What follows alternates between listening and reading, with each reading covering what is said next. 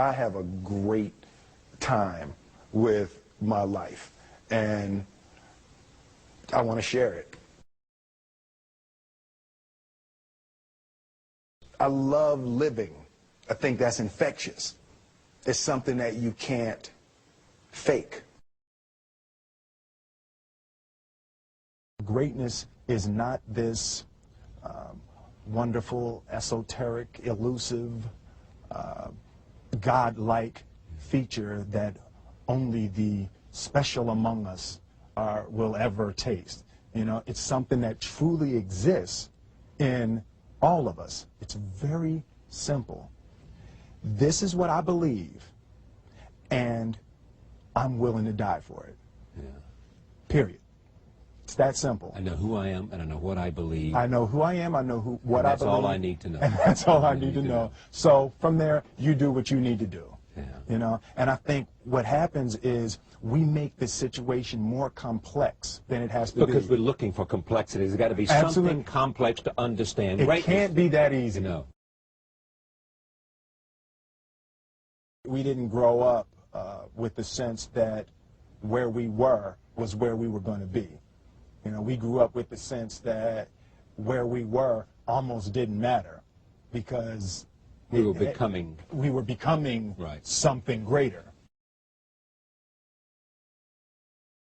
The separation of talent and skill is one of the greatest misunderstood concepts for people who are trying to excel, who have dreams, that want to do things. Talent you have naturally. Skill is only developed by hours and hours and hours of beating on your craft. I've never really viewed myself as particularly talented. Where I excel is ridiculous, sickening work ethic. You know, while the other guy's sleeping, I'm working. While the other guy's eating, I'm working. There's no easy way around it. No matter how talented you are, your talent is going to fail you if you're not skilled. Mm-hmm. You know, if you don't study, if you don't work really hard and dedicate yourself to being better every single day, mm-hmm. you'll never be able to communicate with people, with your artistry, the way that you want. So the only thing that I see that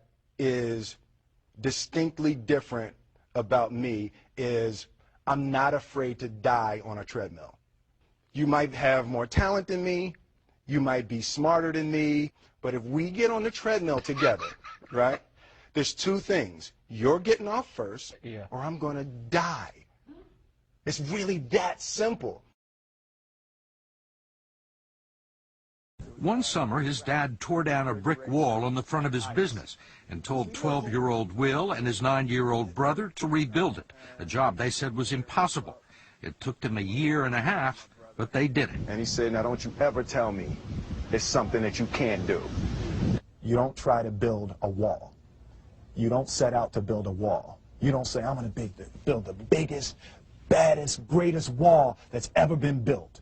You don't start there. You say, I'm going to lay this brick as perfectly as a brick can be laid. Yeah. And you do that every single day. And soon you have a wall. And soon you have a wall. You know, it's an idea that my grandmother always had, that, you know, if you're going to be here, then there's a necessity to make a difference.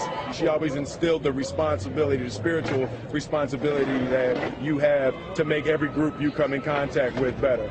I want to do good. Yeah. I want the world to be better because I was here. I want my life, I want my work, my family, I want it to mean something. And it's like, it has, if you are not making someone else's life better, then you're wasting your time.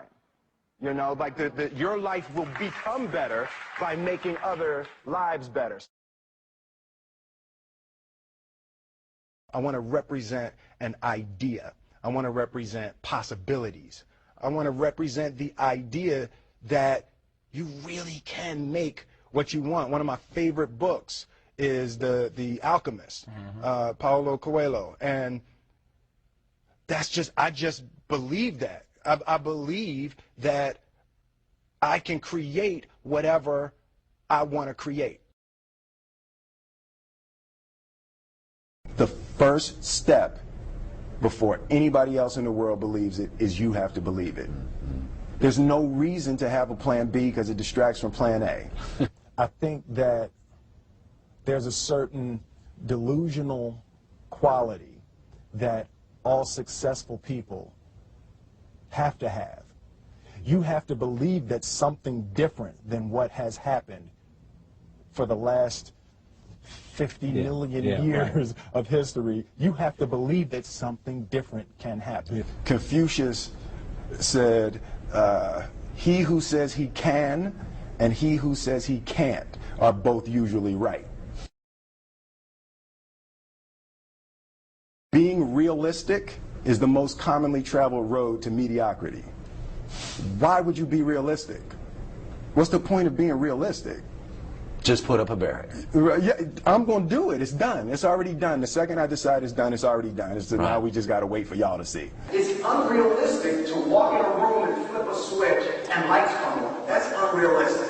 Fortunately, Edison didn't think so. It's unrealistic to think you're going to bend a piece of metal and fly people over an ocean in that metal. That's unrealistic. But fortunately, the Wright brothers and others didn't believe that. And it just seems like such a ridiculous idea to me to embrace the idea that it's not going to happen and that's not real for that to happen. As soon as you say it, now you just made that real. Our thoughts, our feelings, our dreams, our ideas are physical in the universe. That if we dream something, if we picture something, if we commit ourselves to it, that is a physical thrust towards realization that we can put into the universe. That the universe is not a thing that's going to push us around. That the world and people and situations are not something that are going to push us around. That we are going to bend the universe and command and demand that the universe become what we want it to be. I study the patterns of the universe. There's a redemptive power that making a choice has, rather than feeling like you're at effect to all the things that are happening. Make a choice. Like, you just decide what it's going to be, who you're going to be, how you're going to do it. Just decide. And then from that point, the universe is going to get out your way. It's like it's water. It wants to move and go around stuff. There's a flow of the universe that I've grown to know just how to go with it. I realize that to have the level of success that I want to have, it's difficult to spread it out and do multiple things. It takes such a desperate, obsessive focus. You really got to focus with all of your fiber and all of your heart and all of your creativity. I'm motivated by fear. Fear. Fear of what? Fear of fear. I hate being scared to do something. And I think what developed in my early days was the attitude that I started attacking things that I was scared of. It was Franklin Roosevelt said the only fear you have to fear is fear itself. Absolutely. Remember that? Absolutely. Yeah. You can't be scared to die for the truth. The truth is the only thing that's ever going to be constant. Don't ever let somebody tell you you can't do something.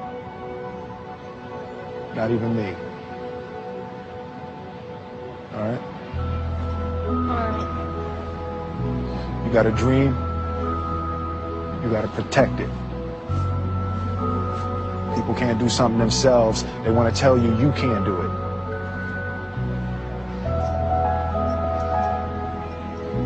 You want something, go get it. Period.